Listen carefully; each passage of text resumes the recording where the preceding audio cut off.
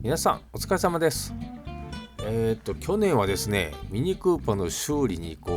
日々明け暮れていたわけなんですけども、そのせいでですね、なんとエブリーのですね、ロビン号の方のオイル交換完璧に忘れておりました。これ前回取り替えたんがですね、2021年の4月ぐらいですね。それも3月と4月の間ぐらいに取り替えたわけなんですけども、そこからですね結構距離走ってるはずなんですが、全くオイル交換しておりませんでした。ということで、今回はちょっとね、ロビン号のメンテナンス、こちらの方をしていきたいと思います。このロビン号の方なんですけどね、この購入当初はもう非常にね、もうトラブルばっかしで、全然ね、エンジンの調子も良くなかったんですけども、今となってはですね、その辺の不具合も全て治りまして、うちのね、我が家の車の中ではね、かなり調子のいい、部類になっております。ただね、これ3速オートマのこれちょっとね古い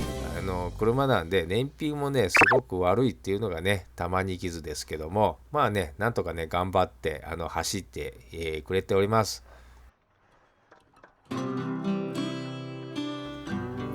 このロビン号なんですけども、私が購入したのがですね2019年の1月、この時の走行距離が10万と8000ですね、ぐらい走ってたやつを購入したわけなんですけども、それから今回ねオイル交換、2021年の12月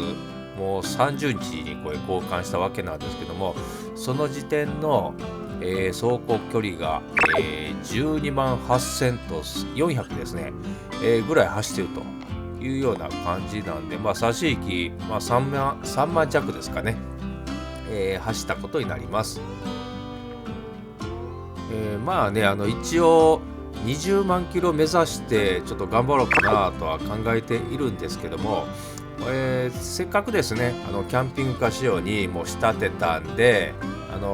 できる限りねもう長く使いたいなとは思っております。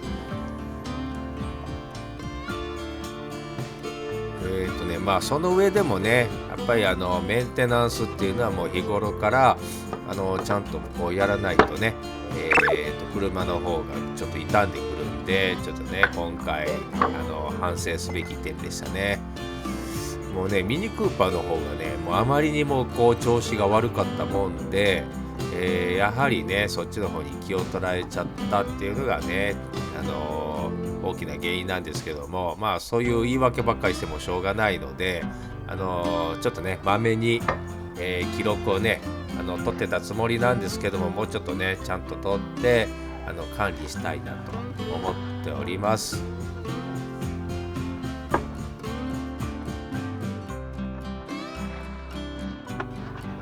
メンテナンスをですね自分でやっているといつもね悩むのが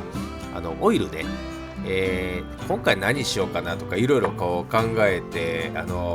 結局ね迷った挙句ミニクーパーと同じやつを入れてるんですけども、皆さんねなんかこういうおすすめのオイルなんかねありましたら、またちょっとねコメントなんかに書き込んでいただいたらちょっとね私も試してみたいと思うんで、またよろしくお願いいたします。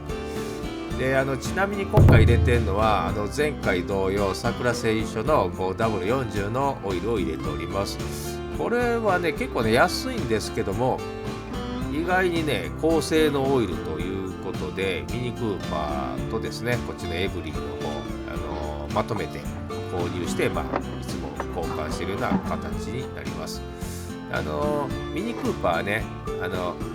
他のもうちょっとね高いいいオイルとかね入れたりもしてるんですけれども、そこまでねちょっとエブリィの方に入れちゃったらもったいないなみたいな気持ちもあるので、ここぐらいに抑えております。はい、と言ってる間に、オイル交換の方が終わりました。それでは最後までご視聴ありがとうございました。また次回もよろしくお願いいたします。